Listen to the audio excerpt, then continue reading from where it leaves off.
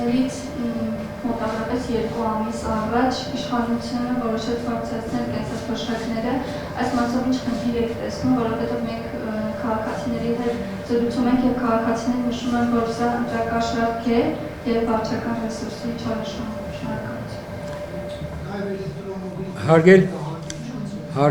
Հարգելի լրագրողներ, նախ մենք վարչական ռեսուրսի խնդրին կրկնում եմ, կարող ենք անդրադառնալ, երբ որ կունենանք թեկնածուներ։ Եվ երկրորդ հանգամանքը, որպեսզի որևէ գործողություն գնահատվի որպես օրինակ վարչական ռեսուրսի չարաշահում, ինքը պիտի գա ընտրական օրենսգրքով սահմանված այդ կարգավորումների ներքո գտնվի։ Հիմա ես ուղղակի հասկանում եք, պետությունը բազմաթիվ սոցիալական ծրագրեր է իրականացնում։ Սոցիալական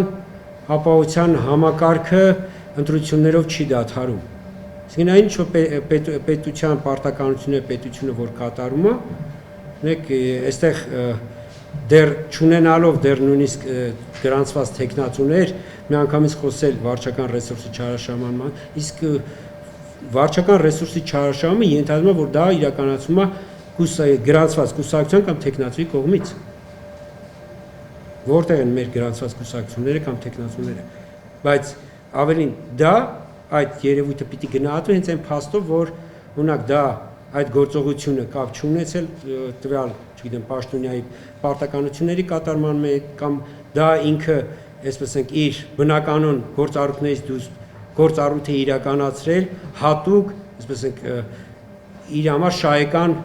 դիրքում հայտնվելու համար։ Այս դեպքում ես դուք մի հարցադրում եք բարձրացնում, որը որ մեր տիրույթում չի առնչվում։ Բայց գրանցվելուց հետո եթե մենք ունենանք փաստեր, օրինակ, որ կառավարությունը չպիտի այս գործողությունները կատարեր այդ պայմաններում, այսինքն ինքը այդ գործողությունները, չգիտեմ, այս պաշտոնյան կամ այն պաշտոնյան կատարելը բացառապես ընտրություններով պայմանավորված, այս դեպքում կարող ենք տվյալ գործողությունը գնահատել որպես վարչական ռեսուրսի չարաշահում։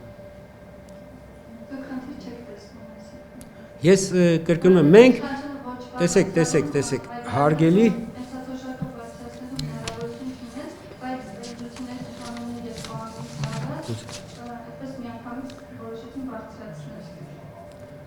Հարգելի լրագրողներ ջան, մենք խնդիր կարող ենք տեսնել, երբ որ խնդիրը առկա է։ Իսկ կրկնում եմ, մենք կենտրոնական ընտրական հանձնաժողովը վարչական ռեսուրսի խնդրին կարող է անդրադառնալ, երբ որ արդեն կունենա թեկնածուներ, որտեղ ում կողմից կրկնում եմ ես